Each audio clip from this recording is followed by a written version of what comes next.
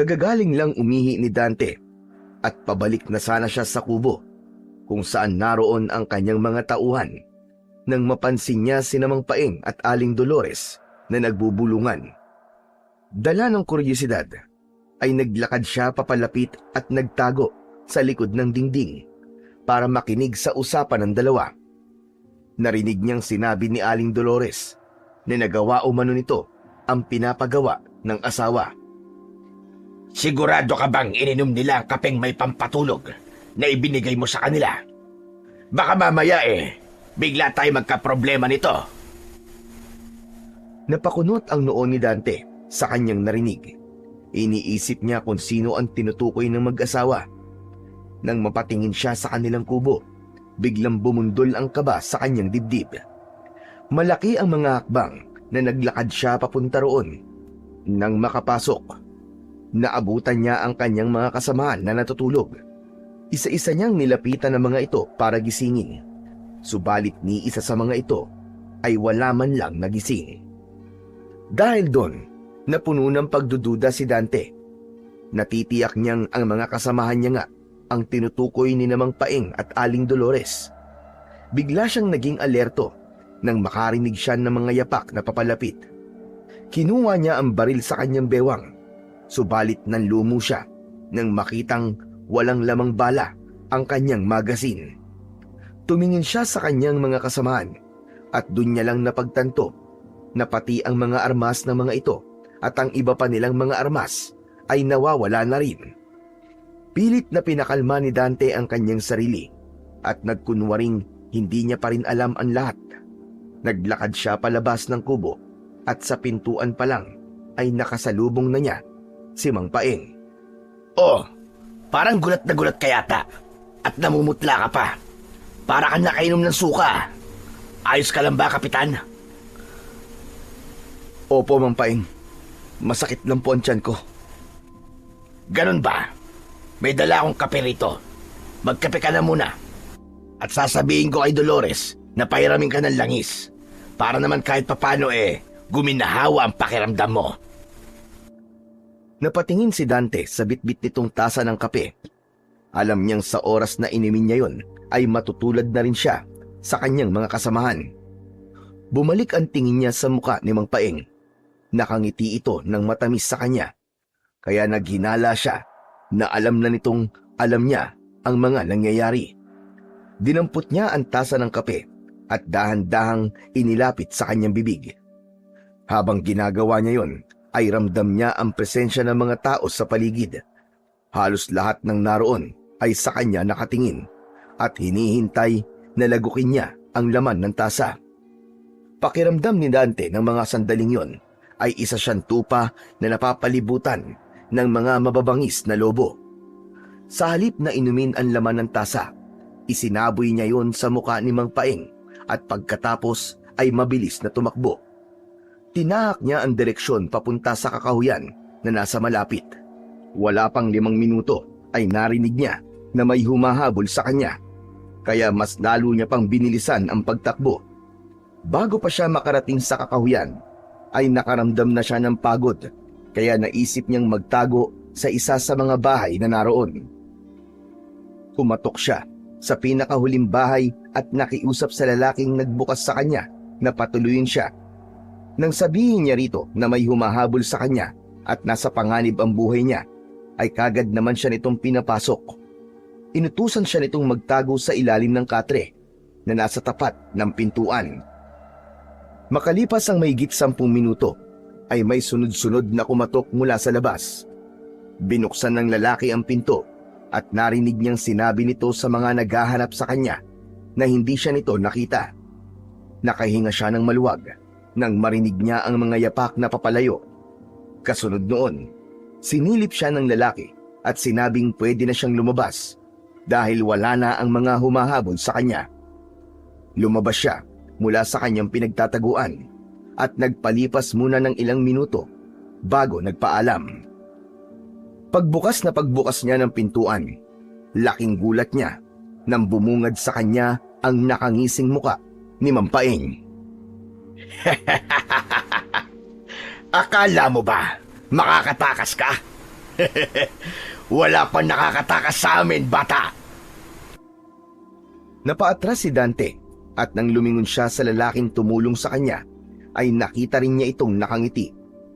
Ang sumunod na nangyari ay bigla niya nalang naramdaman na may kung anong matigas na bagay ang tumama sa kanyang ulo. Bago tuluyang magdilim ang kanyang paningin, ay narinig niya pa ang halakhak ni Mang Paeng. Hindi alam ni Dante kung ilang oras siyang walang malay. Nang magising, ay kagad niyang nalasahan ang malapot at malansang likido na galing sa sugat niya sa ulo. Pagmulat niya ng kanyang mga mata, bumungad sa kanya ang mga taong nagsasayaw sa saliw ng tugtog ng tambol. Subalit hindi yun ang pumukaw sa kanyang atensyon, kung hindi ang tatlong naglalakihang kawa na nakasalang sa naglalagablab na apoy. Lihim siyang nagtaka kung para saan ang mga yon. Sumunod niyang napansin ay ang mga mesa at upuan na nakahilera. Parang isang malaking salo-salo ang magaganap. Mabuti naman at gising ka na, Kapitan. Tumingin si Dante sa pinanggalingan ng boses at nakita niya si Mang Paeng. Anong ginagawa mo? Anong kailangan mo sa amin? Sino nag-utos sa'yo na gawin ito? Sa halip na sagutin ang tanong niya, nilapitan siya nito at pinunasan ng dugo sa kanyang muka gamit ang hintuturo nitong daliri. Gusto niyang maduwal ng mga sandaling yun. Samantalang tila sarap naman si Mang Paeng sa lasa ng kanyang dugo. Sagutin mo ang tanong ko. Anong kailangan mo sa amin? Kayo mismo ang kailangan namin, Kapitan. Pagkasabi nun, ay lumapit si Mang Paeng sa isang grupo ng mga kalalakihan at may sinabi. Sabay-sabay na tumayo ang mga ito at naglakad papuntang kubo kung saan naroon ang kanyang mga kasamahan. Nang lumabas, may kanya-kanya ng buhat ang mga lalaki. Nanlaki ang mga mata ni Dante at nagsimulang magpumiglas nang makita niyang isa-isang inihagis sa kawa ang kanyang mga kasamahan. Wag! Tama na! Bitiwan niyo sila! Tama na! Yun ang mga katagang paulit-ulit na isinisigaw ni Dante habang pilit na kumakawala sa pagkakatali. Subalit hanggang sa matapos ang mga kalalakihan, ay wala man lang siyang nagawa para iligtas ang kanyang mga tauhan. Ang sumunod na mga nangyari ay naging kahindik-hindik para kay Dante. Nasaksihan niya kung paanong nilantakan ni Mang Paeng ang katawan ng kanyang mga kasamahan. Sa kabila ng samot-saring emosyon na kanyang nararamdaman, hindi niya maiwasang masuka dahil sa pandidiri. Pagkatapos kumain ni Mang Paeng, ay muli siya nitong nilapitan. Kumusta na ang pakiramdam mo, Kapitan? Kinakabahan ka na ba? Dahil ikaw na ang susunod. Anong klaseng nilalang kayo? Bakit kayo nagagawang kumain ng kapwa niyo tao? Mga demonyo kayo!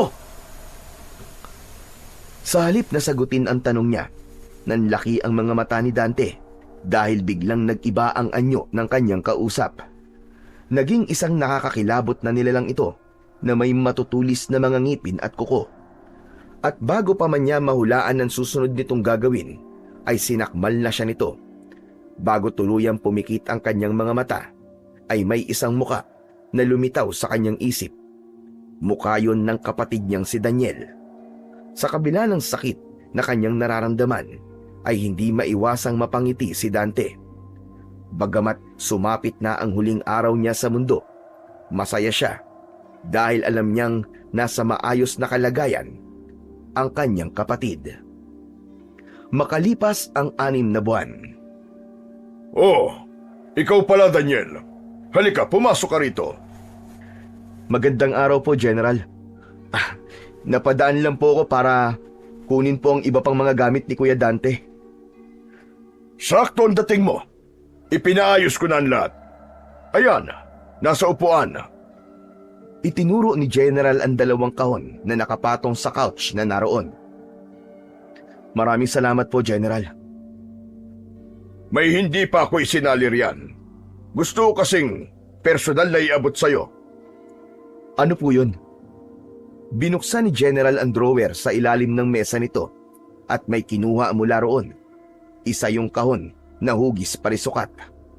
Nang mapasakamay niya ang kahon, ay binuksan niya yon para makita ang nilalaman.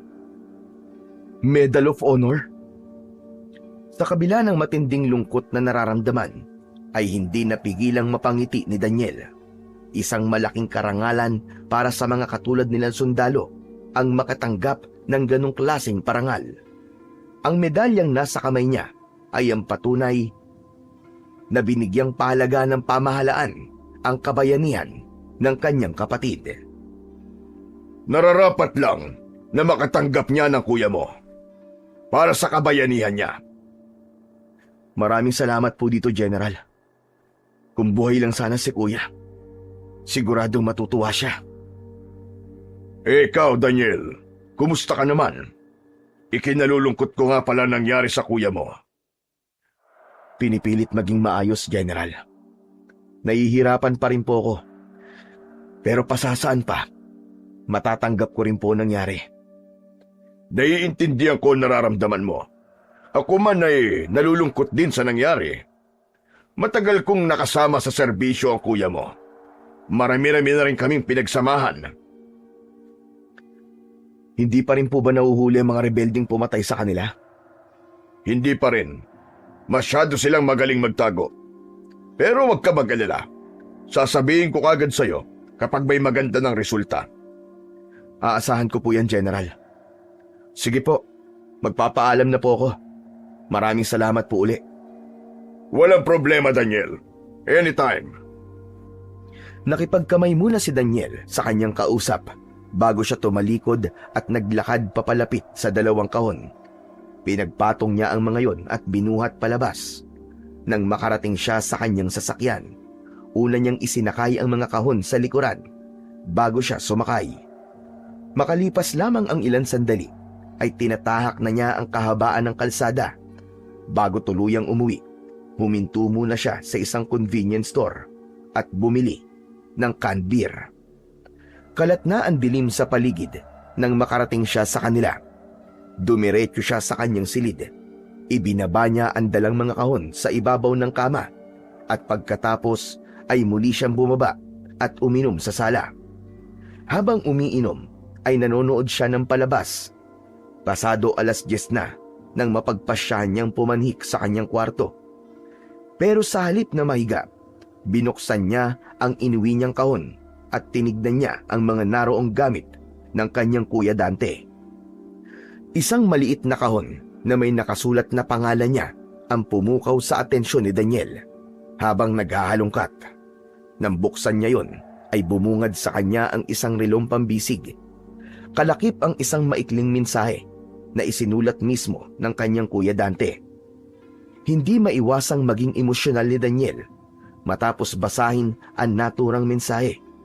Nakasaad doon kung gaano ito ka-proud sa kanya bilang nakatatandang kapatid. Maraming salamat dito, Kuya. Hindi ko alam na may nakahanda ka na pala na regalo sa akin bago ka pa mawala.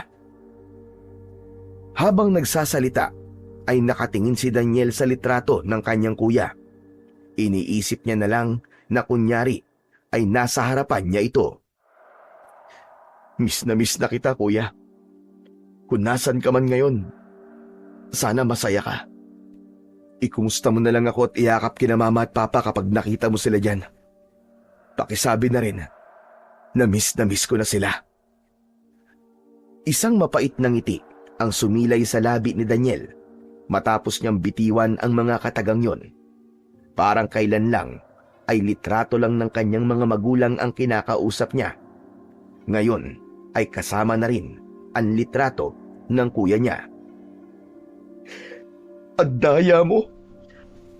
Ang daya-daya mo, Kuya! Iniwan mo ako eh.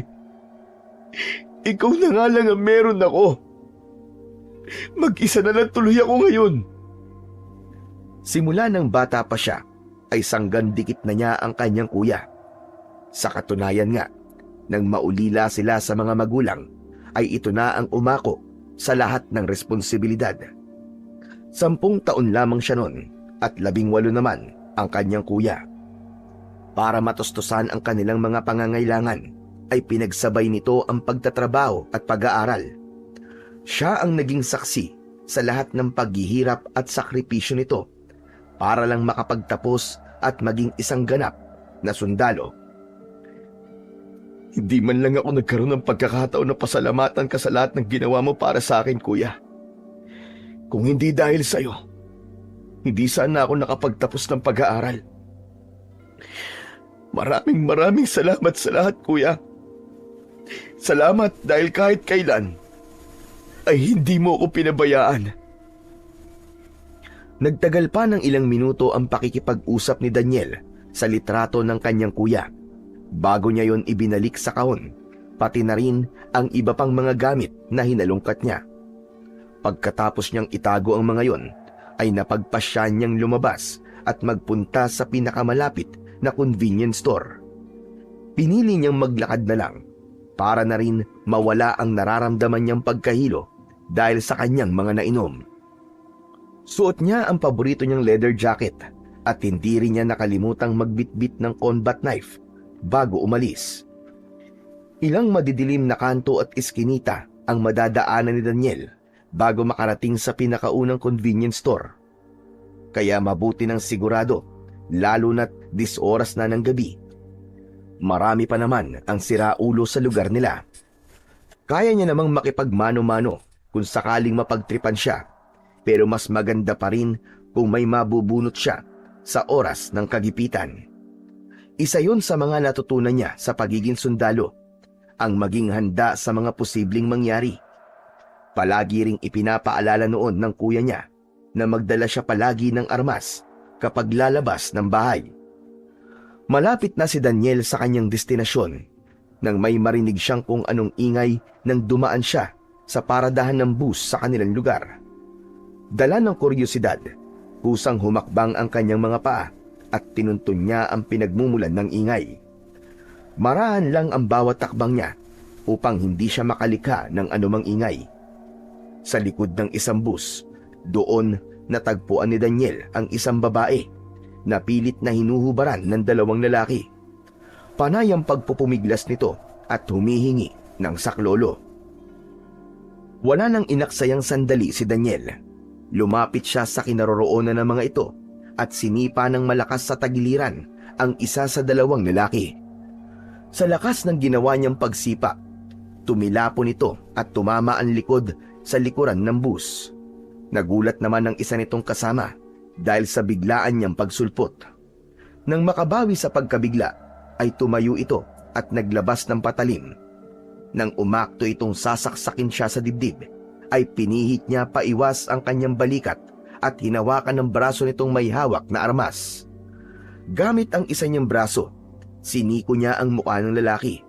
Hindi pa siya nakontento. Isinampay niya sa balikat niya ang braso nitong hawak-hawak niya at buong lakas na binuhat ang katawan nito pabaliktad. Napasigaw sa sakit ang lalaki nang humampas ang likuran nito sa simento.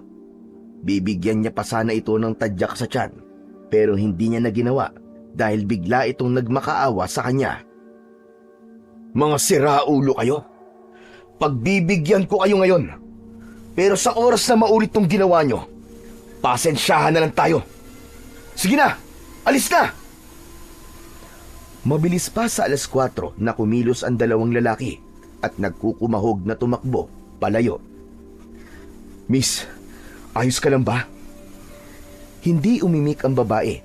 Nanatili itong nakaupo habang nakayakap ang 2 braso sa mga binti.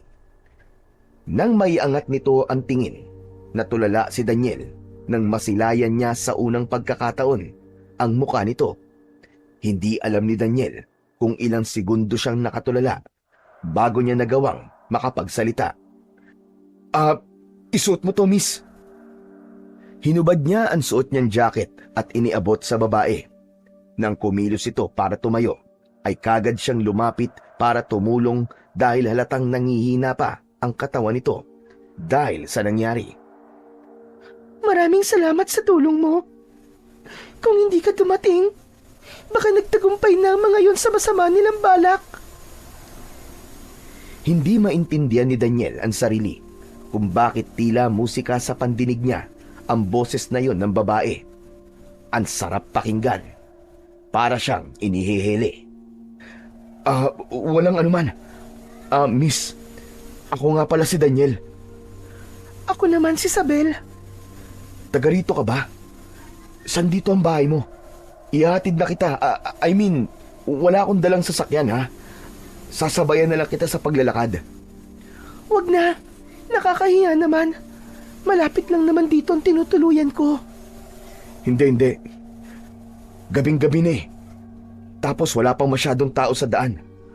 Huwag ka mag-alala, miss. Hindi naman ako masamang tao eh. Gusto ko lang talaga masiguro na makakauwi ka ng maayos sa inyo. O sige, ikaw ang bahala. Pagkasabi nun, ay nauna nang naglakad si Isabel. Sumunod naman kagad siya sa dalaga. Ilang minuto rin silang naglakad bago huminto sa tapat ng isang apartment. Dito na ako, Daniel. Salamat sa paghatid sa akin, ha. Pasensya ka na kung hindi na kita aalukin na pumasok. Anong oras na rin kasi? Hindi, ayos lang yun, Isabel. Walang problema. Sige, pumasok ka na. Mauna na ako, ha. Salamat uli. Tumangulang si Daniel at hinintay niya muna na tuluyang makapasok si Isabel bago siya tumalikod. Habang naglalakad pabalik, ay pinapakiramdaman niya ang sarili. May kakaiba siyang nararamdaman na hindi niya mawari kung ano. Basta ang alam niya lang, napukaw ni Isabel ang atensyon niya. Dumiretso na ng uwi si Daniel at nawala na sa isip niya ang dahilan kung bakit siya lumabas. Nang mahiga siya, ay laman pa rin ng isipan niya ang mukha ng isang babae na bago niya lang nakilala. Kinabukasan, naging masigla ang gising ni Daniel. Habang nagluluto ng sariling almusal, ay pasipol-sipol pa siya. Bandang 10:00 ng umaga, isang hindi inaasahang bisita ang kumatok. "Oh, General, napasugod po yata kayo. May problema po ba? Tuloy po kayo." Pumasok muna si General sa loob at naupo sa sofa bago nagsalita. Magandang umaga, Daniel. Naabala ba kita? Hindi po. Katatapos ko nga lang po mag-almusal eh. Kaya wala po akong ginagawa. May kailangan po ba kayo? Kaya mo na bang mamuno sa isang misyon? Gusto sana kitang gawing leader sa isang grupo na ipapadala ko sa Sitio Pulang Langit. Natigilan si Daniel, hindi dahil sa tanong nito, kung hindi dahil sa pangalan ng lugar na binanggit nito. Teka, General, Sitio Pulang Langit? Hindi ba yan yung lugar kung saan niyo po pinadala si Kuya? Tama ka, Daniel. Kailangan ulit natin ng bagong grupo na ipapadala roon dahil patuloy pa rin na nanggugulo ang mga rebelde. Nanganganib ang buhay ng mga sibilyan na nakatira sa baryong yon. Gaano po ba kadelikado ang misyon na to, General? Malaki po ba ang posibilidad na matulad po kami sa grupo nila, Kuya? Hindi ko yun masasagot. Sa kamay nyo nakasalalay ang magiging kapalaran nyo sa misyon na ito.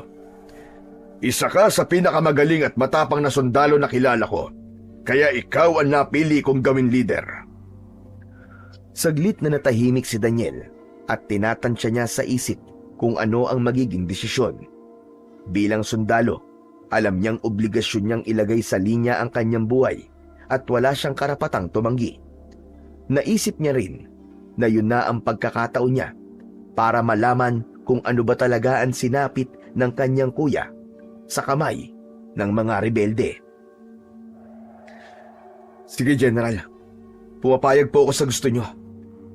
At maraming salamat din po sa pagtitiwala niyo po sa kakayahan ko. Malaki ang tiwala ko talaga sa kakayahan mo. At sana mapagtagumpayan mo ang misyon na ito. Alang-alang sa kuya mo, Daniel. Kailan po ang alis namin? Bukas na bukas din. Aabuti ng isang buong araw ang biyahe nyo bago kayo makarating sa Pantalan. Doon may lalapit sa inyo na taga-Sitio Pulang Langit at siya maghahatid sa inyo sa lugar nila. Ano po ang pangalan ng taong yon? Paeng ang pangalan niya. Ang edad niya ay mga nasa 50 anyos. Siya ang itinuturing na kapitan sa lugar nila. Pagdating nyo sa Sitio Pulang Langit, kailangan nyo magpanggap na mamamayan sa baryo na yon para madali nyo masubaybayan ang buong paligid. May inihanda ng kubo para sa inyo si Paeng. Ikaw na ang bahalang magsabi sa mga kasama mo kung ano ang mga dapat nilang gawin. Sige po, masusunod po, General. Tatandaan ko po ang lahat ng mga sinabi niyo sa akin. Good. Paano? Kita na lang tayo bukas sa headquarters. Doon maghihintay ang bus na maghahatid sa inyo sa pantalan. O sige, Daniel, kailangan ko nang umalis. May mga kailangan pa akong gawin. Nagkamay na muna silang dalawa bago niya inihatid palabas si General. Nang muli siyang mapag-isa, ay bumalik sa isip niya ang nangyaring pag-uusap nila ng General. Aaminin niyang may parte sa kanya ang nakakaramdam ng takot sa posibleng kahinatnan nila. Pero mas lamang ang nararamdaman niyang kuryosidad na alamin ang sinapit ng kanyang kuya at ng iba pang sundalo na ipinadala sa lugar na yon. Kinagabihan, napagpasya ni Daniel na puntahan si Isabel. Balak niyang yayain kumain sa labas ang dalaga. Gusto niyang samantalayin ng oras dahil hindi niya alam kung makakabalik pa ba siya. Sakay siya ng kanyang big bike nang magtungo siya sa apartment kung saan niya inihatid ang babae. Ilang beses siyang tumawag, subalit wala siyang natanggap na sagot. Isang matandang babae ang lumapit sa kanya at tinanong kung ano ang kailangan niya. Magandang gabi po. Nandyan po ba si Isabel? Pakisabi naman po nandito ako. Si Daniel kamo. Muling nagsalita ang babae at hindi niya inaasahan ang mga sinabi nito. Ayon dito, maaga raw na nagpaalam si Isabel. Umalis na raw ang dalaga at umuwi na ng probinsya. Teka, nabanggit niya po ba sa inyo kung saan po ang probinsya niya? Babalik pa raw po ba siya rito? Nadismaya si Daniel nang sunod-sunod na umiling ang kanyang kausap. Sige po, maraming salamat na lang po. Bagsak ang balikat na sumakay siya sa kanyang motor at pinaharurot yun papalayo. Pakiramdam niya ng mga sandaling yon ay may tinik na bumaon sa kanyang dibdib. Natagpuan ni Daniel ang kanyang sarili na nasa loob ng isang bar at umiinom mag-isa. Hindi niya alintana ang ingay ng paligid dahil sa magkahalong malakas na tugtog at hiyawan ng mga taong naroroon. Madaling araw na siya umuwi at dahil lasing, kaagad siyang nakatulog pagkahiga niya pa lamang sa kanyang kama. Kung kahapon ay masigla ang gising niya, kabaligtaran naman ngayon. Bukod sa mabigat ang pakiramdam, masakit din ang ulo niya dahil sa rami ng kanyang nainom at hangover. Tinignan niya ang oras at bigla siyang napabalikwas ng bangon nang makita niyang 8:00 na ng umaga. Dali-dali siyang nagtungo sa banyo at naligo. Dahil nagmamadali, 5 minuto lang ata ang itinagal niya sa loob ng banyo. Hindi na siya nag-almusal matapos niyang maalala ang sinabi ng general na bus ang sasakyan nila at aabuti ng 1 araw ang biyahe. Pagkatapos niyang ayusin ang mga dadalhin niyang gamit, ay umalis na siya para magtungo sa headquarters. Pagdating doon, naabutan niyang naghihintay sa kanya ang general at ang ilang sundalo na makakasama niya sa misyon. Akala ko hindi ka na darating, Daniel eh. Pasensya na po, General. Medyo napasobra po ang inom ko kagabi, kaya tinanghali po ako ng gising. Kaya pala, itulog mo na lang yan sa biyahe. O sige na, makakaalis na kayo. Mag-iingat kayo, soldiers. Sabay-sabay silang sumaludo kay General at sumagot ng Sir, yes sir. Good luck, Santos. Thank you, sir. Pagkasabi nun, ay sumakay na si Daniel at pumesto sa unahan, sa likuran ng driver. Wala pang 1 oras na nakakaalis, ay nakaramdam na kagad siya ng antok. Isinandal niya ang likod sa upuan at pumikit. Hindi alam ni Daniel kung ilang oras siyang nakatulog. Nagising na lang siya nang maramdaman niyang huminto ang bus na sinasakyan nila. Pagtingin niya sa bintana, nakita niyang nasa tapat sila ng isang turo-turo na nasa gilid mismo ng kalsada. Hindi siya nagugutom pero bumaba siya para maghanap ng banyo. Umihi lang siya at bumalik din kagad sa loob ng bus. Makalipas ang ilang minuto ay bumiyahe na ulit sila. Dahil malapit ng maggabi, pinilit ni Daniel na wag nang makatulog matapos niyang mapansin na isa-isa nang nagsisitulugan ang mga kasamahan niya.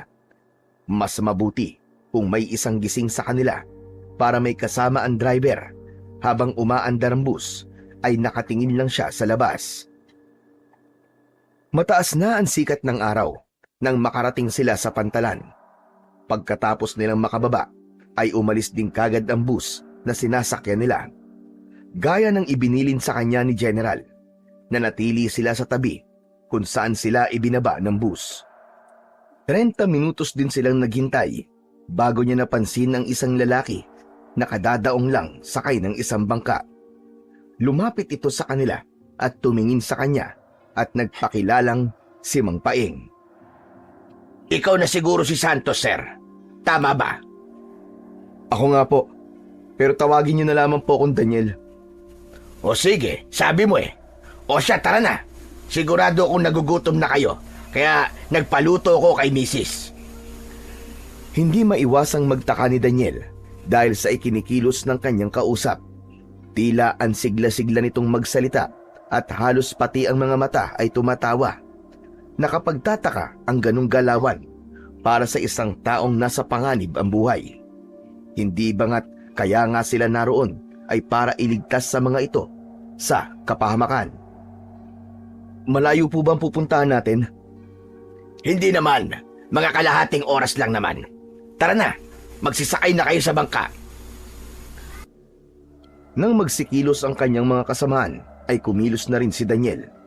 Lumapit siya sa bangka at sumakay. Inabot nga ng mahigit kalahating oras ang kanilang naging biyahe bago nila narating ang kabila. Simula roon ay nagpatuloy sila sa paglalakad. Mahigit isang oras din silang nagpasikot-sikot bago makarating sa kanilang destinasyon.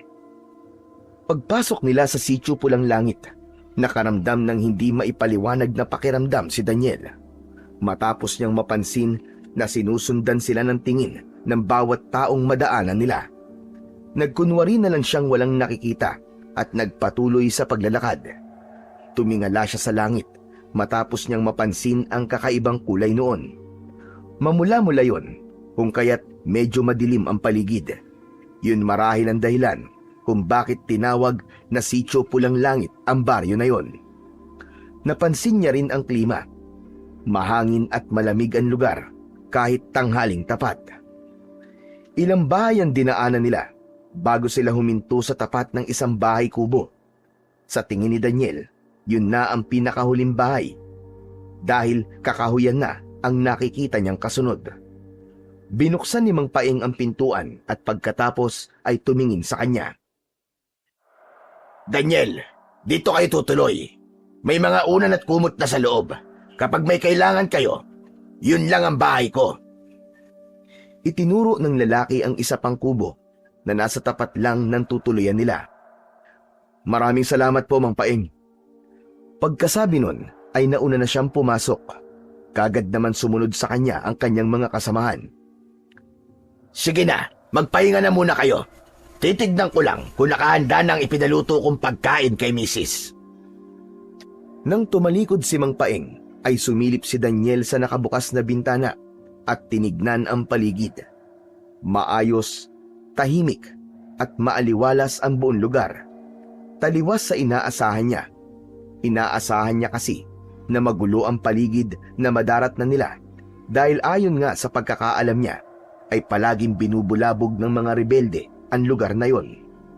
Pakiramdam tuloy ni Daniel, may kung anong misteryo ang bumabalot sa Sitio Pulang Langit.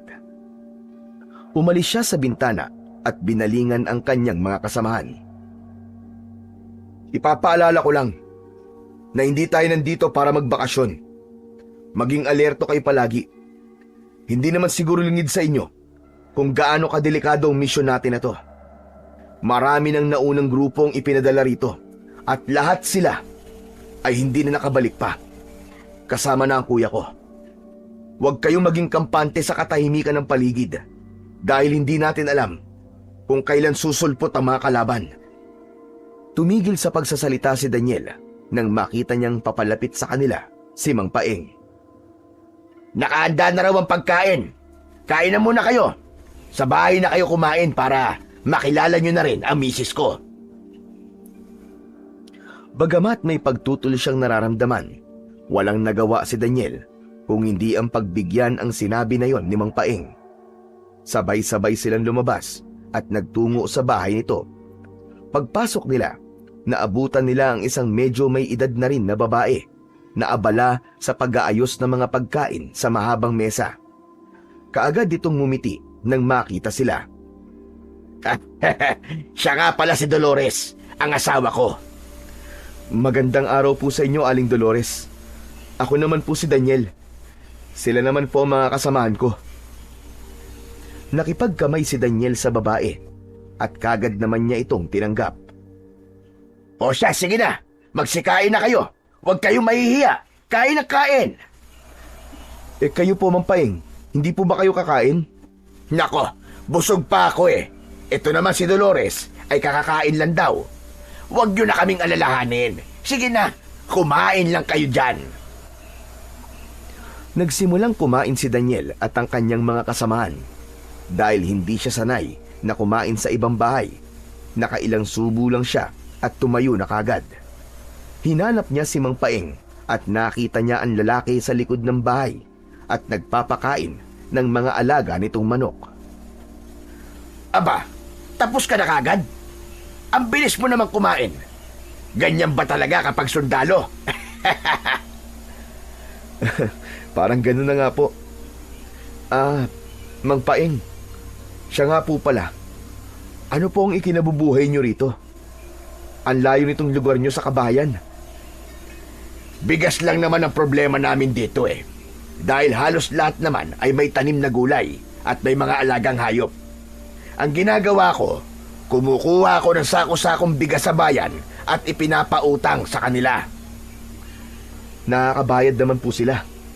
Hindi ko na iniisip kung sino nakakabayad at hindi. Ang mahalaga kasi sa akin ay nakakatulong ako. Hindi na rin naman ibang tao ang turingan namin sa lugar na ito.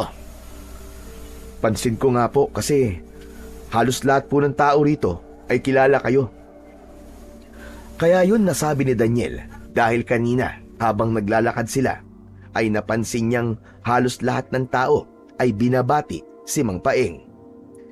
Ganon talaga siguro kapag nakakatulong ka sa iba. Mang Paeng, may itatanong po pala ako. Sige lang, ano ba yon? Kailan po huling nanggulo rito ang mga rebelde?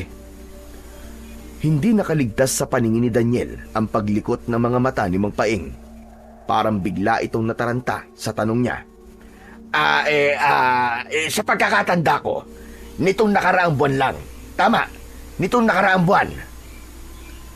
Mga armado po ba sila? Sinasaktan ba nila kayo? Nako, oo, armado sila. Pwersahan nilang kinukuha mga bunga ng pananim naming mga gulay at lahat ng pagkain na nakikita nila. Pero hindi naman nila kami sinasaktan. Lihim na nagtaka si Daniel sa kanyang narinig. Taliwas na naman sa inaasahan niya ang kanyang narinig.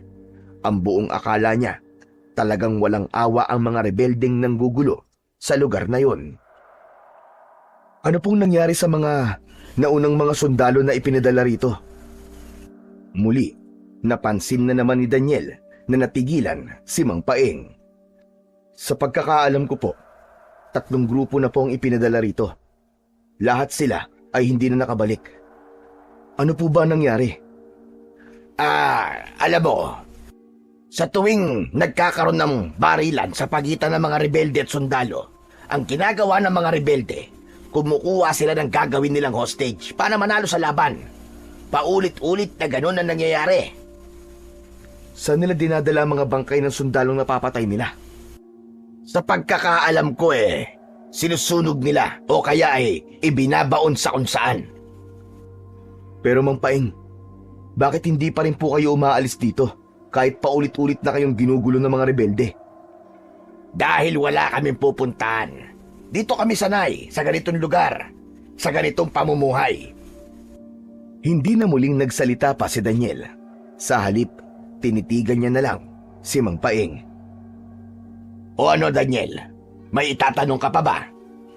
Sunod-sunod na umiling si Daniel bilang pagtugon. Wala na po, Mang Paeng. Sige po, ituloy niyo na po ang ginagawa niyo. Pagkasabi nun, ay tumalikod na si Daniel at naglakad pabalik sa kinaroroonan ng kanyang mga kasamahan. Kinagabihan ng araw na yon, inutusan ni Daniel ang kanyang mga kasamahan na mas doblehin ang pag-iingat at maging alerto sa paligid. Nanatili silang gising buong magdamag at nakiramdam sa buong paligid. Mabilis na lumipas ang mga araw. Habang nagtatagal sila sa sitio Pulang Langit, ay mas lalong dumarami ang tanong sa isipan ni Daniel. Mas lalo ring tumitindi ang hinala niya na may kakaiba talaga sa lugar na yon. Bukod sa mga ikinikilos ng mag-asawang sina Mang Paeng at Aling Dolores, may kakaiba rin sa kilos ng mga taong taga roon. Isang hapon, habang nagmamanman sa paligid, ay may narinig na lagabog si Daniel galing sa isang kubo na nasa likod ng bahay ni Mang Paeng. Maingat ang mga hakbang na naglakad siya palapit. Nang makarating sa tapat ng pintuan, ay napagtanto niyang nakakandado yon, kaya nabigo rin siyang makapasok. Anong ginagawa mo rito, Daniel? Bagamat nagulat sa bigla ang pagsulpot ni Mang Paeng, hindi niya yon ipinahalata rito. Kayo pala, Mang Paeng. Wala po. May narinig lang po kasi akong lagabog galing sa loob. Ganun ba? Nako, gutom na yata si Bantay, kaya nagwawala na. Ano? Bantay? Oo, alagang aso ng asawa ko. Matapang masyado, kaya kinukulong namin. Mahirap na, baka makakagat.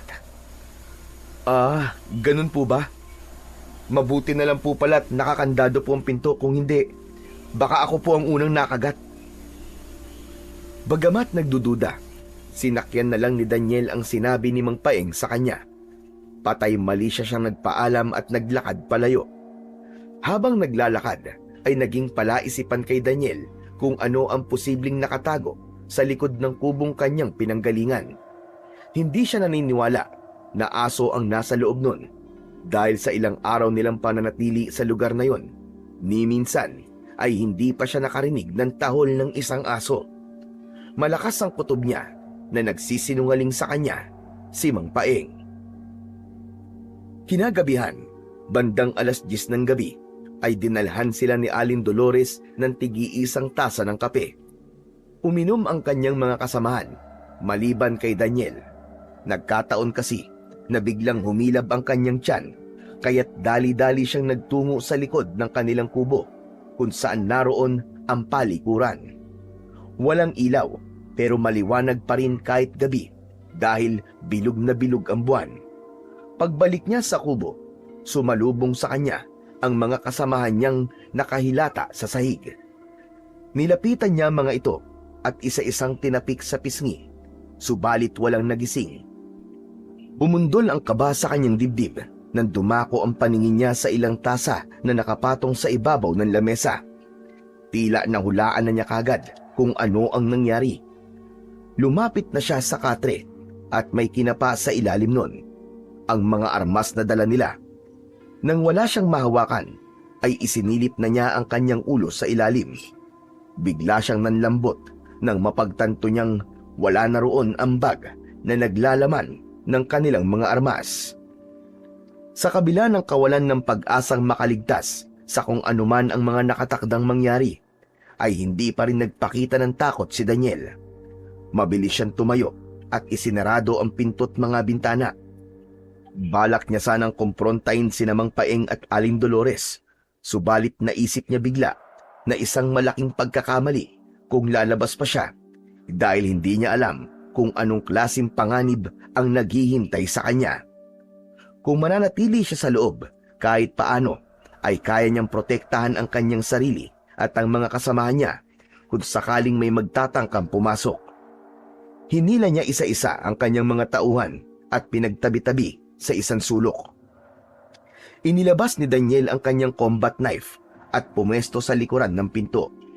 Mula sa isang maliit na siwang ay nakita niyang nasa harapan na ng kubo si Mang Paeng kasama ang ilan pang kalalakihan. Daniel! Lumabas ka na riyan! Huwag mo na kaming pahirapan pa. Hindi ka na rin naman makakatakas kahit na ano pa ang gawin mo. Tama pa lang, hinala ko nung una pa lang na may kakaiba nga sa mga ikinikilos mo, Mang Paeng. Ano ka ba? Bakit mo ginagawa to? Simple lang, Daniel. Simple lang. Dahil kailangan naming mabuhay. Natigilan si Daniel sa kanyang narinig. Hindi niya lubos maunawaan kung ano ang gusto nitong sabihin. Anong kailangan mo sa amin? Ang buhay nyo ang kailangan namin. Kaya lumabas ka na riyan at sumuko ka na lamang na maayos. Napatiimbagang si Daniel dahil sa tinurang yun ni Mang Paeng. Hindi ako lalabas, Mang Paeng. Magkamatayan na muna tayo bago mo magawa ang gusto mo. Nakita ni Daniel na sinenyasan ni Mang Paeng ang dalawa pang mga kasama nito. Kaagad namang tumalima ang mga yon at naglakad palapit sa kubo. Hindi siya umalis sa likuran ng pinto at hinintay na tuluyang makalapit ang dalawa. Nang makakuha ng tamang tiyempo, bigla niyang binuksan ang pinto at sinipa sa tiyan ang isa sa dalawa. Kasabay noon, hinila niya papasok ang isa pa, sabay sarado ng pinto. Hindi niya na ito binigyan pa ng pagkakataon na makaporma. Hinawakan niya ito sa ulo at ginilitan sa leeg. Mula sa labas ay galit na sumigaw si Mang Paeng. Huwag mong hintayin maubos ang pasensya ko, Daniel. Kapag hindi ka pa lumabas dyan, mapipilitan akong sunugin ang kubo na yan. Natigilan si Daniel sa kanyang narinig. Nang muli siyang sumilip sa siwang, ay nakita niyang may hawak ng nag-aapoy na kahoy ang ilan sa mga kalalakihan na kasama ni Mang Paeng. Sige lang, Daniel. Bisitin mo pa ako. Bibilang ako hanggang 3, Daniel. 1, 2. Dahil walang ibang pagpipilian, wala nang nagawa si Daniel, kundi sundin ang gusto ni Mang Paeng. Binuksan niya ang pinto at nakataas ang mga kamay na lumabas. Naglakad papalapit sa kanya si Mang Paeng at kinuha ang patalim na hawak niya at pagkatapos ay biglang itinarak sa kanan niyang hita. Dahil sa ginawa nitong yon ay napaluhod siya bigla at nang hugutin nito ang patalim ay napasigaw siya sa labis na sakit. Sa harapan niya mismo, dinilaan pa ni Mang Paeng ang dugong naiwan sa talim ng hawak niyang kutsilyo. Hindi talaga nakakasawa ang lasa ng dugo. Isa pa nga. Pagkasabi nun ay sinugatan siya nito sa kanyang pisngi. Kaagad niyang naramdaman ang malapot na likido na naglandas pababa sa kanyang leeg. Pinunasan nito ang dugo gamit ang isa nitong daliri at pagkatapos ay dinilaan din yon. Sino ba kayo? Ano ba talaga kayo? Bakit nyo ginagawa to? Kasabot ba kayo ng mga rebelde? O kayo mismo mga rebelde? Ang dami mong tanong. Matulog ka na nga muna. Kinuha ni Mang Paeng ang isang kahoy na hawak-hawak ng isa sa mga lalaking naroon at bigla nito yung pinalo sa kanyang ulo. Grabing sakit ang naramdaman ni Daniel at ilang saglit lang ay nagdilim na ang kanyang paningin. Nang magkaroon siya ng malay ay nakatali na siya sa isang upuan. Pag-angat ng muka niya ay sumalubong sa kanya ang nakangising muka ni Mang Paeng. Sakto ang gising mo. Masasaksihan mo ang lahat ng mga magaganap. Tumingin si Daniel sa paligid at doon niya lang napansin na tila nagkakasiyahan ang lahat. May mga mesa at upuan na nakahilera at merong mga sumasayaw. Pero ang talagang umagaw sa kanyang atensyon ay ang naglalakihang kawa na nakasalang sa naglalagablab na apoy. Nanlaki ang kanyang mga mata matapos niyang mapagtanto kung ano ang mga susunod na posibleng mangyari. At hindi nga siya nagkamali dahil ilang saglit lamang ay nakita niyang pinagtutulungan ng buhatin ang kanyang mga kasamahan at isa-isang inihagis sa loob ng malalaking kawa. Mga hayop kayo! Bitiwan niyo sila! Huwag! Itigil niyo yan! Halos lumabas ang mga litid ni Daniel sa kakasigaw. Ramdam niya rin na nasusugatan na ang kanyang mga braso at kamay dahil sa kanyang pagpupumiglas sa pagkakatali. Hinawakan siya ni Mang Paeng sa muka at nagsalubong ang galit nilang mga titig. Kasalanan mo kung bakit napaaga ang pagkawala ng mga kasama mo, Daniel. Dapat sana ay sa darating pa na eclipse mangyayari ang lahat ng ito. Pero sinira mo ang lahat ng plano namin. Alam kong sa una pa lang ay nagdududa ka na. Kaya hindi ko na pwedeng hintayin na matuklasan mo ang lahat bago ako umaksyon. Sisihin mo ang sarili mo. Alam ko na planado niyo ang lahat ng ito, hindi ba? Alam ba to ni General? Sige, tutale mamamatay ka na rin lang naman. Kaya sasabihin ko na sa'yo ang lahat-lahat. Tama ka. Alam niya ang lahat ng ito. Nakakalungkot, hindi ba? Kaya niyang ipagpalit ang buhay ng mga sundalo niya para lamang sa salapi. Nagngit-ngit sa galit si Daniel. Ngayon ay malinaw na sa kanya ang lahat. Pagbabayaran yung lahat ito. Mga demonyo kayo! Ako mismo ang papatay sa inyo! Sa halip na masindak sa sinabi niya, ay tinawanan lamang siya ni Mang Paeng. Nagagawa mo pa talagang manakot kahit nasa bingit ka na ng kamatayan. Isa kang hunghang. Hindi ako nananakot. Sinasabi ko lang ang posibleng mangyari sa oras na makatakas ako dito. Muli lang siyang tinawanan ng kanyang kausap. Wala pa nagtatagumpay na makatakas sa mga kamay namin, bata. Ilan na ang sumubok, pero lahat sila ay nabigo. Kaya huwag ka nang umasa pa na magagawa mo yun. Sa kalagayan mong yan, kahit hayaan kitang makatakas, hindi ka pa rin makakaalis dito. Biglang nagkaroon ng ideya si Daniel dahil sa sinabing yun ni Mang Paeng. Bagamat hindi niya sigurado kung kakagat ang lalaki sa plano niya, sinubukan niya pa rin sabihin. Kung ganun, bakit hindi natin subukan? Pakawalan mo ako rito at hayaan mo ako makatakbo. At malaya kayong habulin ako pagkatapos. Aba, hinahamon mo ba ako? Hindi mo kilala kung anong klaseng nilalang ang kaharap mo. Oo, hinahamon kita, hayop ka. Bakit? Natatakot ka ba na makatakas ako? Matapang ka, ha? Kung yan ang gusto mo, sige, pagbibigyan kita. Kapag nagawa mo makalabas rito sa baryo namin, hahayaan na kitang mabuhay. Yun ay kung makakatakas ka sa kanila. Pagkasabi nun, ay tumingin si Mang Paeng sa mga kasamahan nito. Nanigas ang katawan ni Daniel sa kanyang kinauupuan nang makita niyang nagpalit ng anyo ang mga ito. Naging isang nakakatakot na mga nilalang na merong matutulis na mga ngipin at kuko. Nang tumingin siya kay Mang Paeng, ay nakangisi naman ang lalaki. Bakit parang bigla ka yatang namutla, Daniel? Natatakot ka na ba sa posibleng mangyari? O ano, gusto mo na bang umatras? Hindi na pwede. Iwinaksi ni Daniel ang takot na nagsimulang umusbong sa kanyang dibdib. Hindi ko ugali ang umatras. Kahit buhay ko pa ang kapalit. Lumapit sa kanya si Mang Paeng at inalis ang taling nakapalupot sa katawan niya. Sige na, simulan mo ng tumakbo habang may lupa pa. Dali, Daniel, takbo!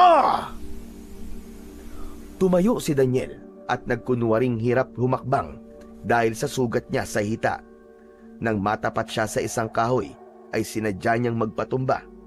Nang tumayo siya, ay hinawakan niya yon at ginawang panungkod. Nagpatuloy siya sa mabagal na pagakbang, humahanap ng tamang tiyempo. Ramdam niyang nakasunod ang tingin sa kanya ng lahat. Ano na, Daniel? Kaya pa ba? Hindi mo pala kayang tumakbo, tapos ang lakas ng loob mong maghamon. Gunggong ka talaga! Lihim na nasiyahan si Daniel sa kanyang narinig. Gumagana ang plano niya. Nagpatuloy siya sa paglalakad at nang matiyak niyang nasa tamang layo na siya, ay bigla siyang kumaripas ng takbo. Tinahak niya ang daan palabas ng baryo. May ilang nagtangkang humarang sa kanya, subalit nabigo dahil ginawa niyang pandepensa ang hawak-hawak niyang kahoy. Makalipas ang ilang minutong pagtakbo, ay nakalabas na siya ng sitio Pulang Langit. Hindi na siya nagulat nang paglingon niya ay may mga humahabol pa rin sa kanya. Nagpatuloy pa rin siya sa pagtakbo kahit ramdam niya ang pagsakit ng sugat niya sa hita. Malaking bagay na isa siyang sundalo. Nagagamit niya ang mga pinagdaanan niya sa training at ang mga taktika na natutunan niya. Nang matanaw niya ang kislap ng tubig dagat dahil sa liwanag ng buwan, ay mas binilisan niya pa ang pagtakbo. Ilang sandali pa ay nakarating na siya sa dalampasigan. Dahil wala siyang nakitang bagay na pwede niyang masakyan, ay hindi siya nagdalawang isip na lumusong at lumangoy. Bagamat malaki ang pagnanais niya na ipaghiganti ang nangyari sa kanyang mga kasamaan, hindi niya yun pwedeng gawin ngayon. Masyadong marami ang bilang ng mga kalaban. Hindi niya kakayaning harapin ng mga ito, lalo na't may sugat siya. Sa ngayon, kailangan niya munang makatakas. Sa oras na gumaling na siya, madali na lang para sa kanya ang bumalik sa lugar na yon para maghiganti. Ilang metro na ang layo niya sa dalampasigan nang dumating ang mga aswang na humahabol sa kanya. Ang buong akala niya ay susugod pa ang mga ito sa tubig. Pero nagkamali siya. Umatras sa mga aswang at nagsimulang magsitakbuhan pabalik sa kanilang pinanggalingan. Naisip marahil ng mga ito na malabo niyang matawid ang malawak na dagat, kaya hindi na nag-aksaya pa na habulin siya. O baka naghahanap lamang ng masasakyan. Dahil sa isiping yun, ay muli niyang ipinagpatuloy ang walang direksyon na paglangoy. Tumigil lang siya nang sumigid ang kirot sa kanyang sugat. Dahil doon, nahirapan siyang ikampay ang isa niyang paa sa ilalim ng tubig. Napangiwi sa sakit si Daniel dahil pakiramdam niya parang tinutusok-tusok yun ng karayom. Sinubukan niyang baliwalain ang sakit at nagpatuloy na lamang sa paglangoy. Subalit bawat kilos niya ay mas lalo lamang tumitindi ang pagkirot.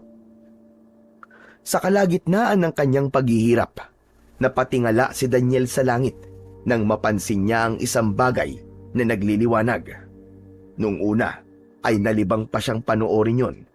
Ngunit nang mapagtanto niyang sa kinaroroonan niya yun babagsak, ay bigla siyang nataranta.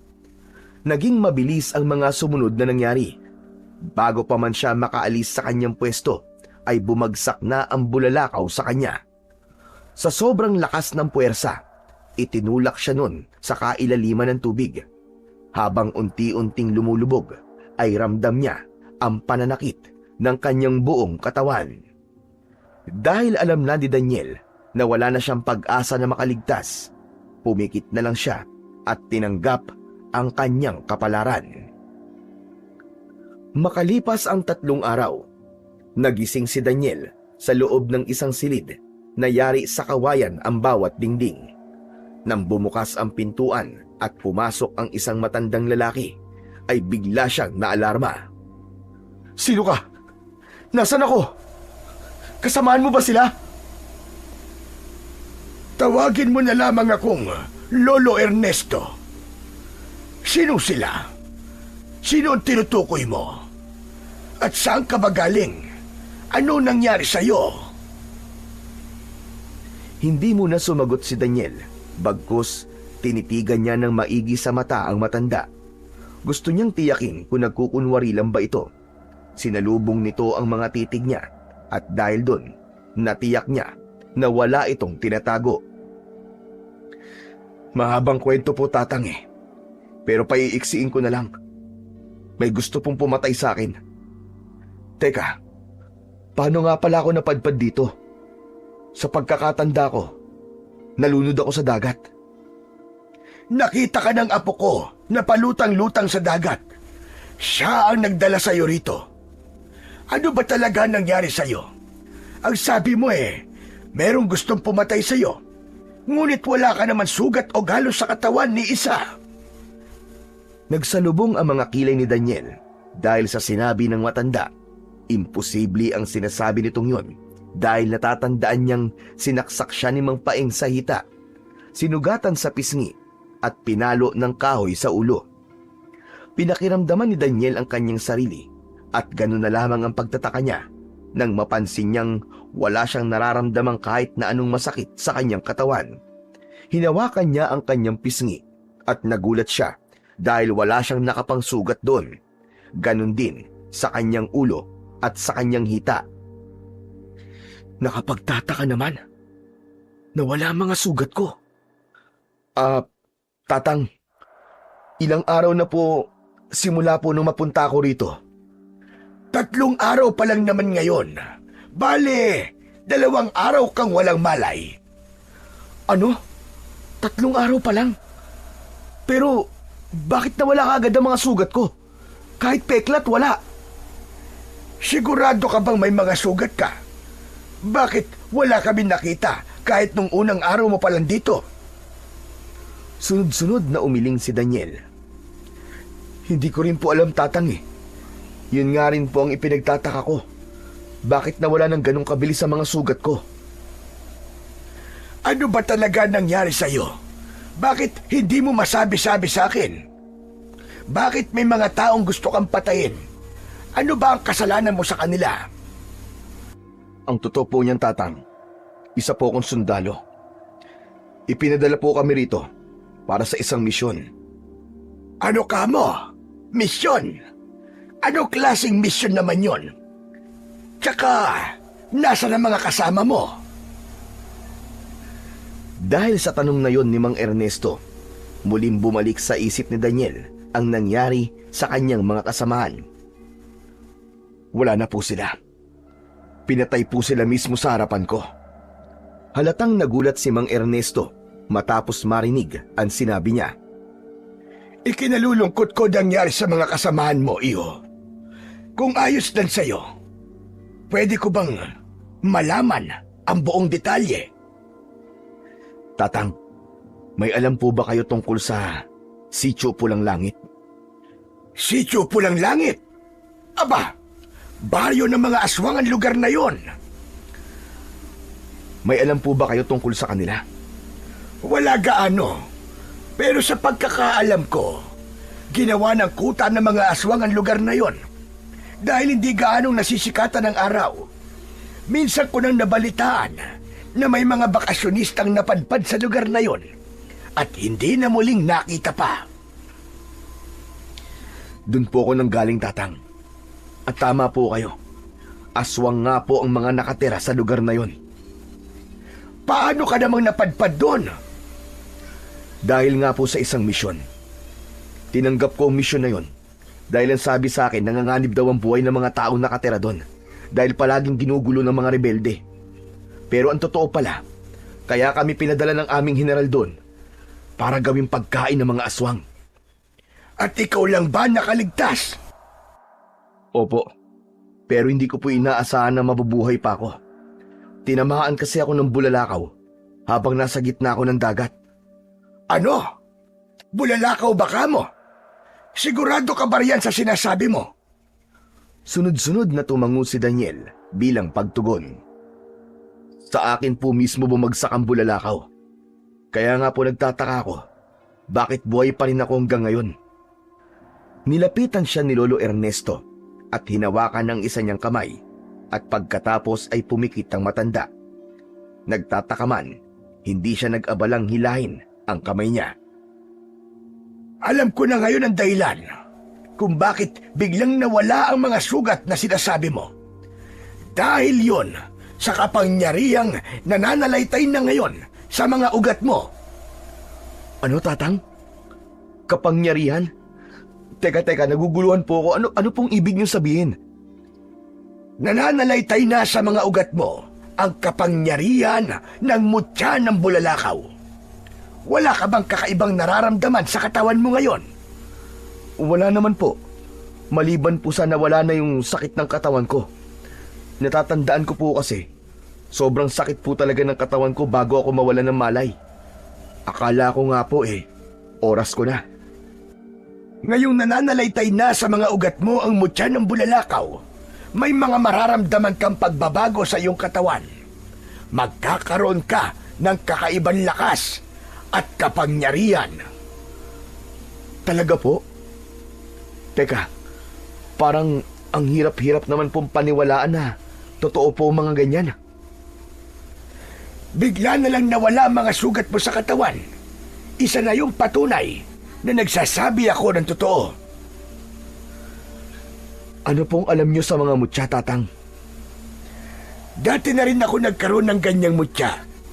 Pero sa kasamaang palad, napunta yon sa kamay ng mga masasamang loob. Matapos nilang mabalitaan na nagtataglay ako ng mutya, dinukot nila ang pamilya ko at kapalit ng kanilang buhay ay kailangan kong ibigay sa kanila ang mutya.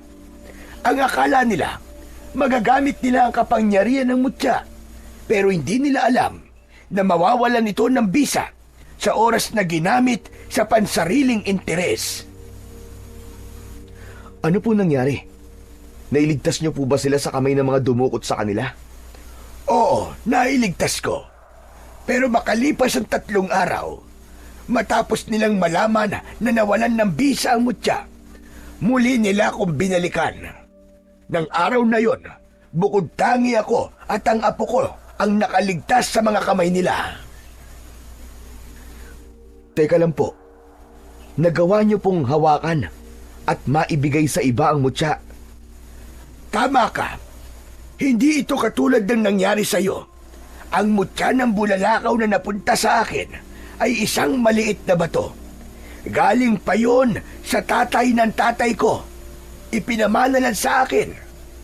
Kakaiba nangyari sa iyo dahil sa katawan mo mismo pumasok ang mutya na galing sa bulalakaw. Tatang, delikado po ba ito? Delikado kung gagamitin mo ang kapangyarihan nito sa kasamaan. Pero alam ko naman na wala akong dapat na ikabahala. Nararamdaman kong mabuti kang tao. Hindi ka pipiliin ng mutya kung ikaw ay masama. Marami po salamat, Tatang, sa tiwala niyo po sa akin. Kahit hindi niyo pa po ako lubos na kilala. Kilala ka ng apo ko. Siya mismo nagsabi sa akin na mabuti kang tao. Nagtaka si Daniel sa kanyang narinig. Ibig niyo pong sabihin magkakilala po kami ng apo niyo? Hindi. Pero ang sabi niya ay minsan nang nag-cruise ang landas ninyong dalawa. Nasan po siya? Gusto ko po siya makita. Bumibili lang ng lutong ulam. Maya-maya lang nandito na yon. Tang, nandito na po ako. Biglang bumilis ang tibok ng puso ni Daniel nang marinig niya ang sigaw na yon galing sa labas. Pamilyar kasi sa kanya ang boses na yon. Oh, yan na pala. Nariyan na pala siya. Kaya mo na ba tumayo? Halika at ipapakilala kita sa apo ko. Tumango si Daniel at bumangon sa pagkakahiga. Nakasunod siya kay Lolo Ernesto nang lumabas ito ng silid. Pakiramdam ni Daniel ay biglang tumigil sa pag-ikot ang kanyang mundo nang makita niya kung sino ang apo na tinutukoy ng matanda. Mabuti naman at nagkamalay ka na. Kumusta ang pakiramdam mo? Ayos lang naman. Maraming salamat sa pagliligtas sa akin, ha? Wala yon. Tara, kain na. Nang maupo ang dalawa, ay lumapit na rin siya at naupo sa tabi ni Isabel. Kumakain ka ba ng gulay? Ito lang kasi yung nabili ko sa karinderya. Aba, oo naman. Mas gusto ko pa nga ang gulay kaysa sa karne. Ang galing. Pareho pala tayo. Mahilig din ako sa gulay eh. O siya, kumain ka na. Itong adobong sitawan tikman mo. Sigurado ako, magugustuhan mo ang lasa niyan. Dinampot ni Isabel ang isang mangkok na may lamang adobong sitaw at nilagyan ang plato niya. Nang sumubo siya, ay nakatingin pa sa kanya ang dalaga at tila hinihintay ang magiging reaksyon niya. Masarap nga! Ngayon lang ako nakatikim ng adobong sitaw na ganito. Napangiti ang dalaga sa sinabi niyang yun. Yun ang unang beses na nakita niya itong ngumiti, kaya hindi niya maiwasang tumitig. O, diba? Sabi ko na nga ba't magugustuhan mo ang lasa niyan eh. Ehem. Baka naman, matunaw na ang apo ko sa kakatitig mo, Daniel. Bigla siyang nakaramdam ng hiya dahil sa biro na yun ng matanda. Hindi niya napansin na nahuli pala siya nitong nakatitig kay Isabel. Pagkatapos nilang kumain, tinulungan niya si Isabel sa pagliligpit ng mga pinagkainan. Kinagabihan, nagkaroon siya ng pagkakataon na makausap ang dalaga nang maispatan niya itong nagpapahangin sa balkonahe ng kanilang kubo. Isabel, nandito ka pala. Magandang gabi. Pwede ba ako maupo? Kaagad naman na umusog si Isabel nang makita siya. Ikaw pala? Bakit gising ka pa? Hindi ako makatulog eh. Ikaw, bakit gising ka pa? Hindi rin ako makatulog. Kaya naisipan kong magpahangin na lang muna dito. Parehas lang pala tayo. Daniel, pwedeng magtanong? Anong nangyari sa'yo? Bakit ka napadpad sa lugar na ito? Nang makita kitang palutang-lutang sa dagat, hindi ako makapaniwala na ikaw yon. Isabel, isa akong sundalo. Napadpad ako rito dahil sa isang misyon. Hindi ko alam na kaya pala kami pinadala sa lugar na yon para maging pagkain ng mga aswang. Kumbaga parang ipinain kami. Sa sitio Pulang Langit ba kayo pinadala? Alam mo rin ba tungkol sa baryo na yon? Hindi, pero minsan ko na narinig na binanggit ni Lolo ang lugar na yon. Ang sabi niya, aswang daw ang mga nakatira doon. Malayo ba rito ang sitio Pulang Langit? Medyo may kalayuan. Kailangan mo pang tumawid ng dagat para makarating doon. Mabuti naman at walang naliligaw na aswang dito sa lugar nyo. Wala. Siguro natatakot silang pumunta rito dahil malapit na sa bayan. Mabuti naman kung ganun. Siya nga pala. Bakit ka umalis? Ha? Anong ibig mong sabihin? Bigla ka kasing nawala eh. Pinuntahan kita sa inyo bago ako umalis, pero hindi na kita naabutan doon. Yun ba? Wala lang. Naisip ko kasi na hindi tamang iwanan ko na lang si Lolo mag-isa rito habang nasa gitna siya ng panganib. Napakunot ng noo si Daniel sa kanyang narinig. Ano ka mo? Panganib? Bakit? Ano ba yun? Hanggang ngayon kasi, pinaghahanap pa rin kami ng grupo ni Victor. Ilang beses na kami nagpapalit-palit ng tirahan. Pero palagi niya kaming nahahanap. Buti na lang at nagagawa pa namin makatakas bago niya kami maabutan. Nung lumipat kami rito, ang sabi ni Lolo sa akin, sa syudad na lang daw muna ako para kung sakaling mahanap ulit siya ni Victor, ay hindi ako madadamay. Pumayag naman ako sa gusto niya, pero napagtanto ko rin sa huli na mali ang ginawa ko. Sino si Victor? Siya ba yung sinasabi ni Lolo Ernesto na pumatay sa pamilya nyo? Tama ka, siya nga. Malaki ang galit niya sa amin.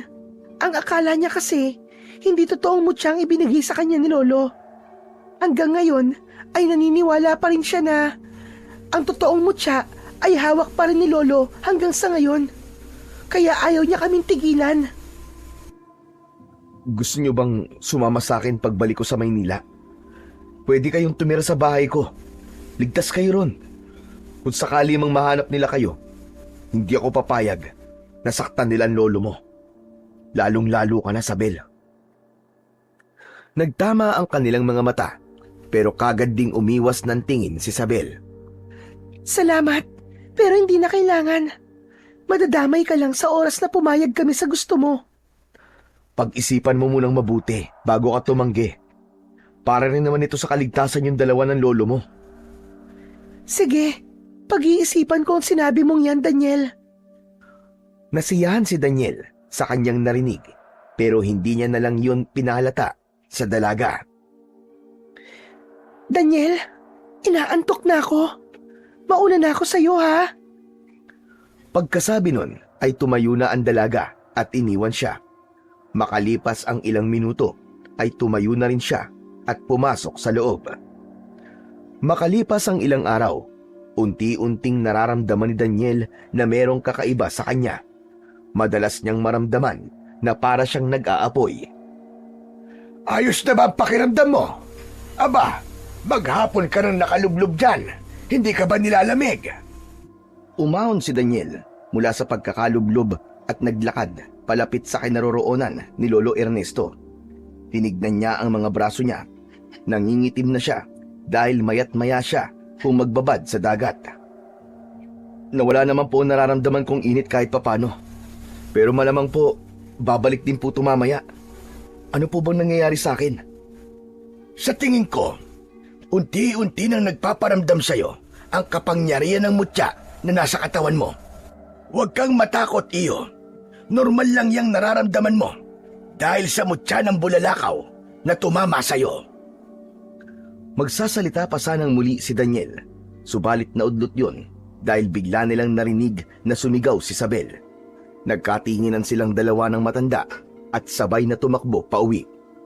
5 lalaki ang nadatnan nilang nasa labas ng kanilang kubo. Ang isa sa mga ito ay sakal-sakal si Sabel. Bitiwan mo ang apo ko, Victor! Bitiwan mo siya! Lumingon ang nagngangalang Victor sa kanila at ngumisi nang makita si Lolo Ernesto. Huwag mong idamay ang apo ko dito! Bitiwan mo siya, Victor! Bitiwan mo siya! Sa halip na pakinggan ang sinabi ni Lolo Ernesto, tumawa lang si Victor.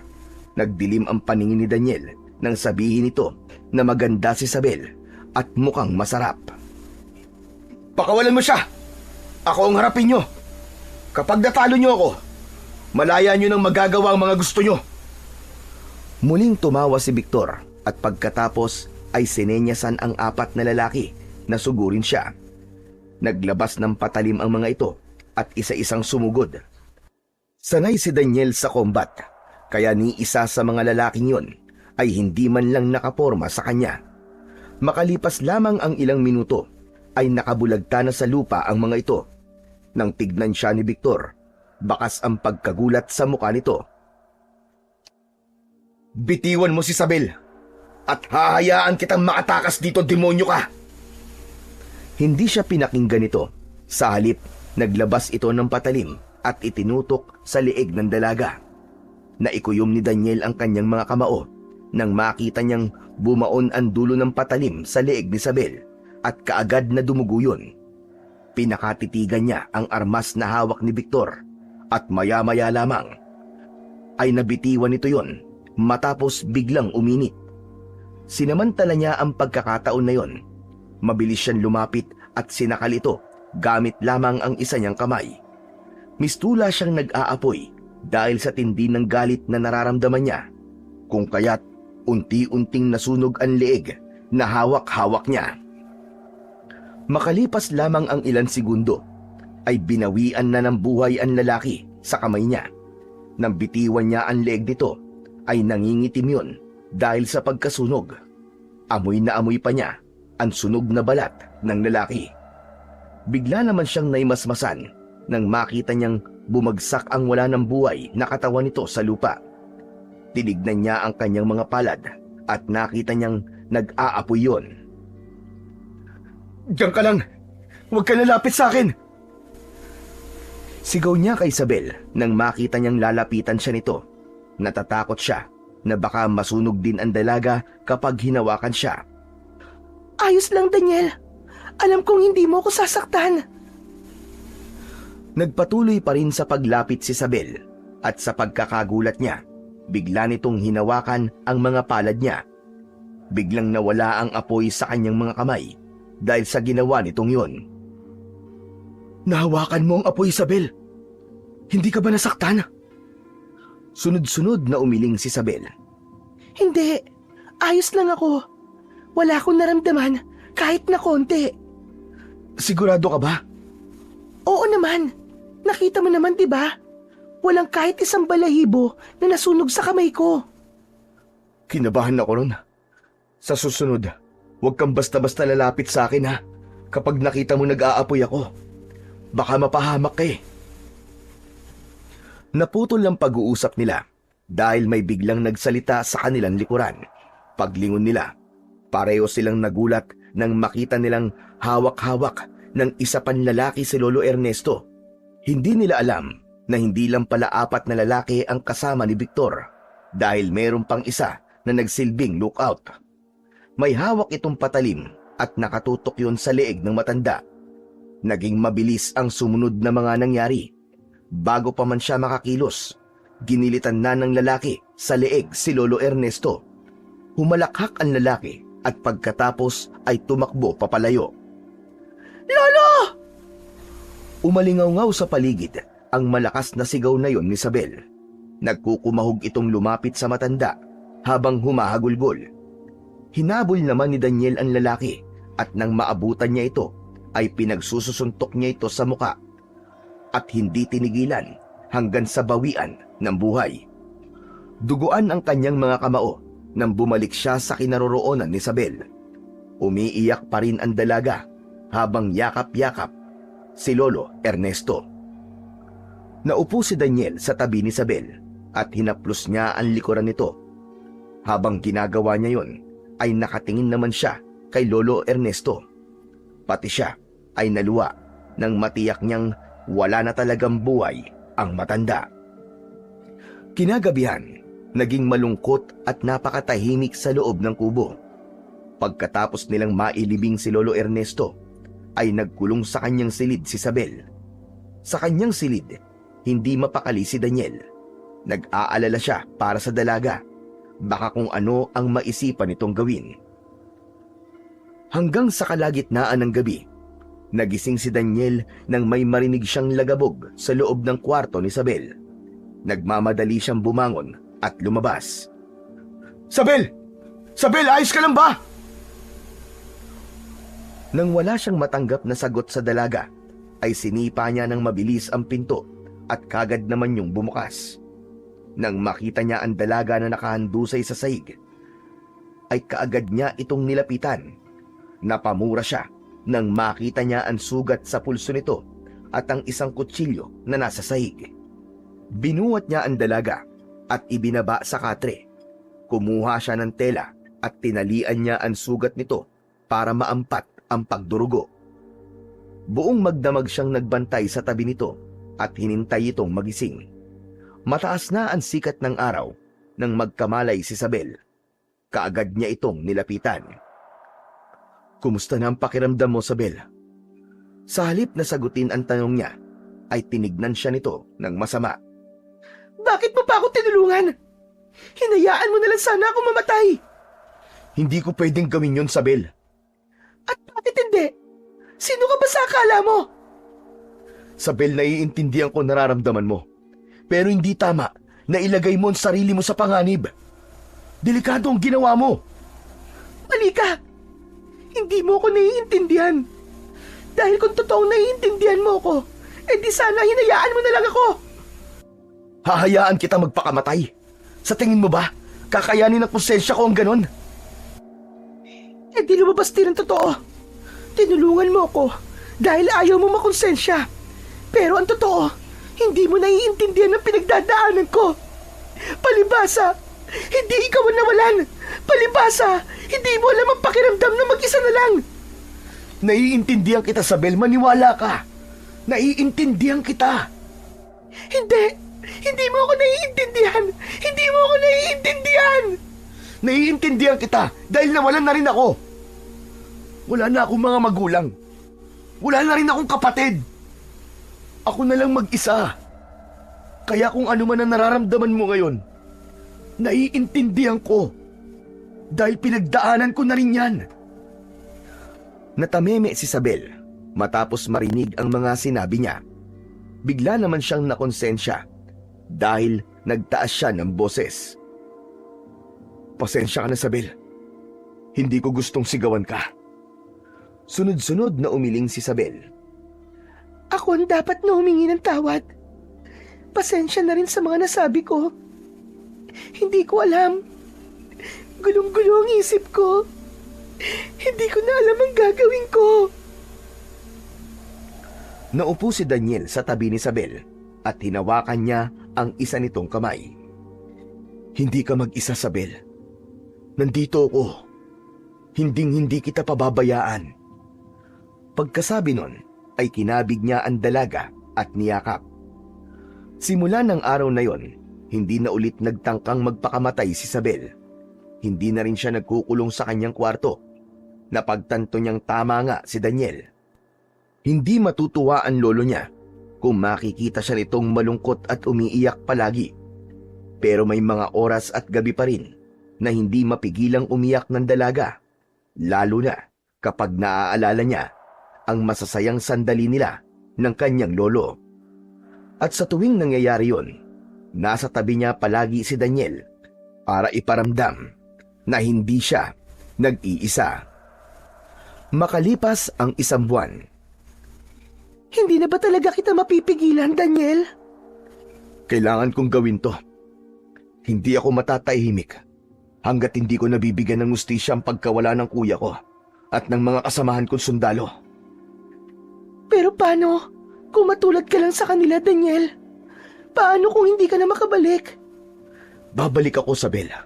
Kahit anong mangyari, babalik ako. Basta't dito ka lang. Huwag kang aalis. Wala naman akong pupuntahan eh. Siya nga pala. Yung pinapagawa ko sa'yo, huwag mong kalimutan ha. Tawagan mo yung numero na ibinigay ko sa'yo. Numero ng opisina ni General yan.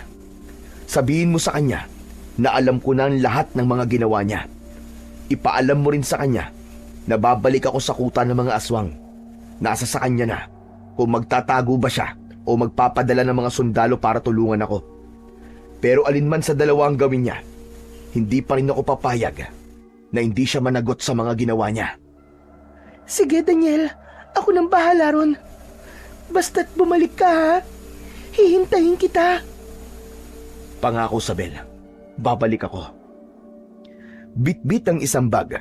Naglakad si Daniel papuntang dalampasigan kung saan naroon ang gagamitin niyang bangka. Bago tuluyang sumakay, ay minsan pa siyang nagpaalam kay Isabel. Babalik ako, Isabel. Hintayin mo ko. Mag-iingat ka, Daniel. Nang paandarin na ni Daniel ang bangkang dimotor, ay hindi na siya muling lumingon pa.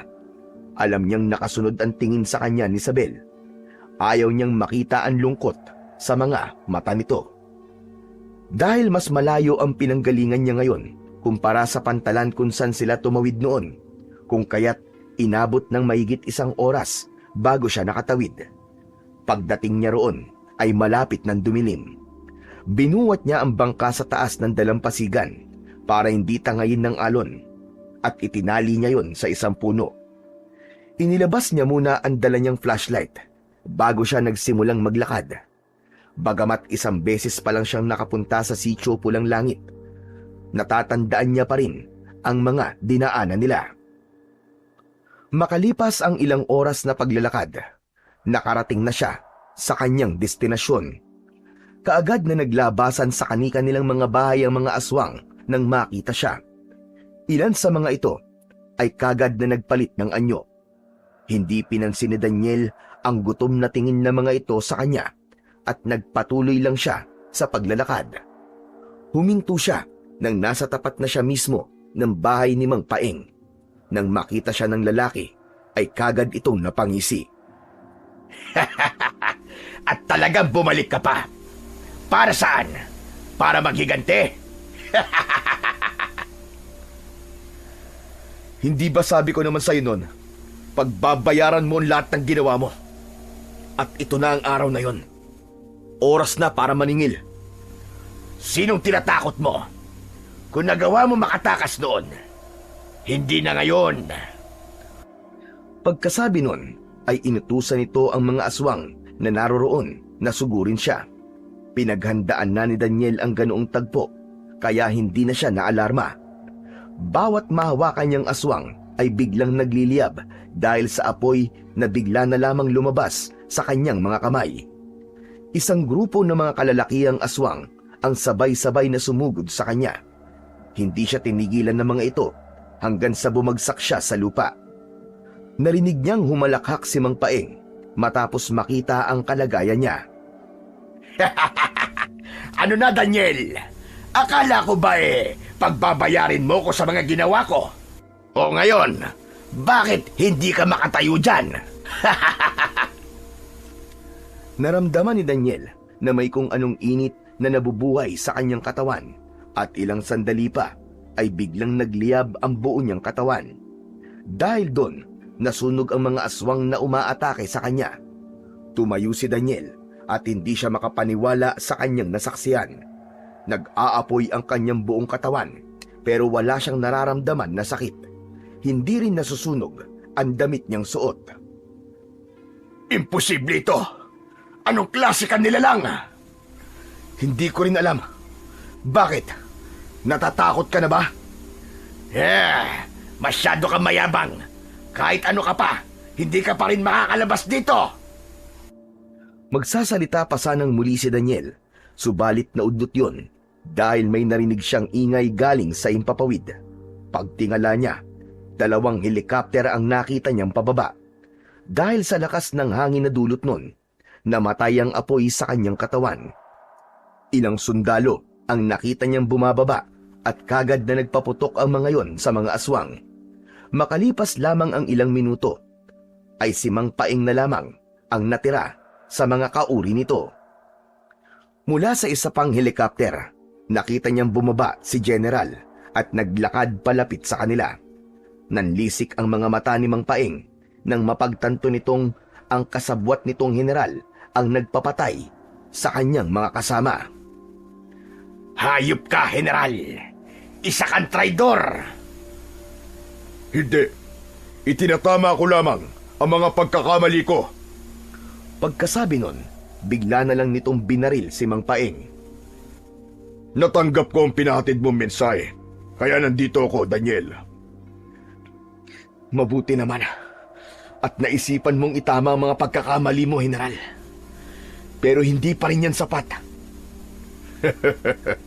Alam ko, kaya nga kailangan kong gawin ito.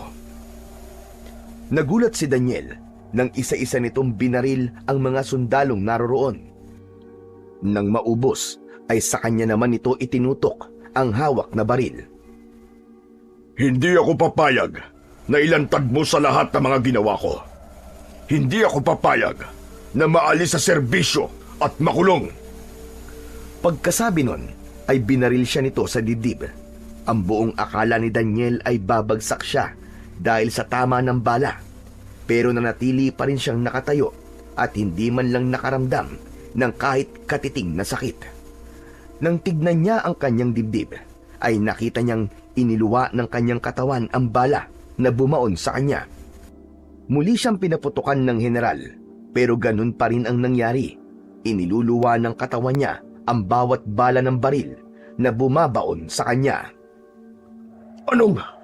Imposible ito! Bakit hindi ka tinatablan? Sa halip na sagutin ang tanong nito, ay naglakad siya palapit sa general. Nang makarating siya sa tapat nito, inagaw niya ang hawak nitong baril at pinaputukan nito sa magkabila ang hita. Ginawa niya yon dahil nakita niyang buhay pa si Mang Paeng at gumagapang palapit sa kanya. Huwag! Huwag mo akong iwan dito! Daniel! Tulungan mo ako! Hindi niya pinansin ang pagmamakaawa nito. Sa halip, muli niya itong binaril sa hita at pagkatapos ay hinila palapit kay Paeng. Dahil anyong aswang pa rin ang lalaki, kaagad nitong sinakmal sa leeg ang general. Nang makita niyang wala ng buhay ang general, nilapitan naman niya si Mang Paeng at binaril sa sintido. Nang akmang tatalikod na sana si Daniel para magtungo sa helicopter na nasa hindi kalayuan, bigla siyang napahinto dahil may narinig siyang lagabog galing sa isang kubo. Yun ang kubo na matagal niya nang gustong pasukin. Naglakad siya palapit at sinira ang kandado para mabuksan ang pintuan. Pagpasok niya sa loob, nagulat siya nang may nakita siyang isang tao na nakatali sa isang upuan at may takip na sako ang muka. Nilapitan niya yon at bigla siyang naestatwa nang tumambad sa kanya ang muka nito. Bagamat puro sugat, kilalang-kilala niya pa rin kung sino yon. "Kuya!" Napansin niyang natigilan ito at pagkatapos ay tinitigan siya. Makalipas lamang ang ilang sandali ay biglang naglandas ang luwa sa mga pisngi nito. Bagamat hindi magawang makapagsalita, alam ni Daniel na nakilala siya nito. Kaagad niya itong pinakawalan at inilalayang maglakad hanggang sa makasakay sila sa helicopter. Bago niya yon paandarin, ay muli niya itong nilingon. "Huwag ka mag-alala, kuya. Uuwi na tayo." Habang nagpapalipad, ay maluwa-luwa si Daniel.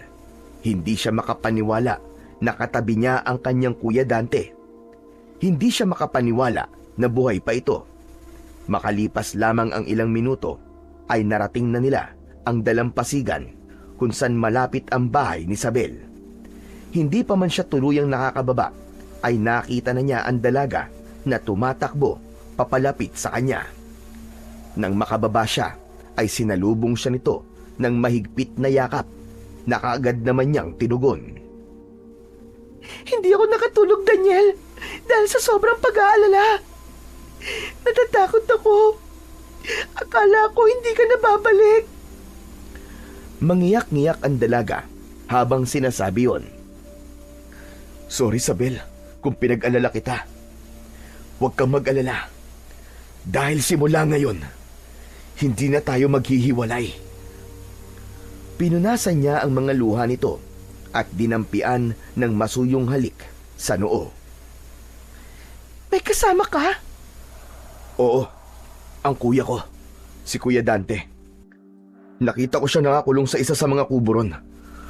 Grabe, napakasaya ko talaga.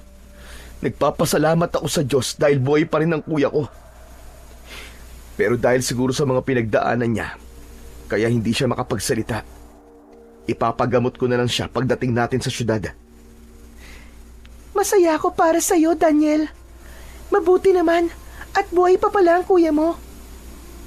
So ngayon, babalik ka na ba sa Maynila?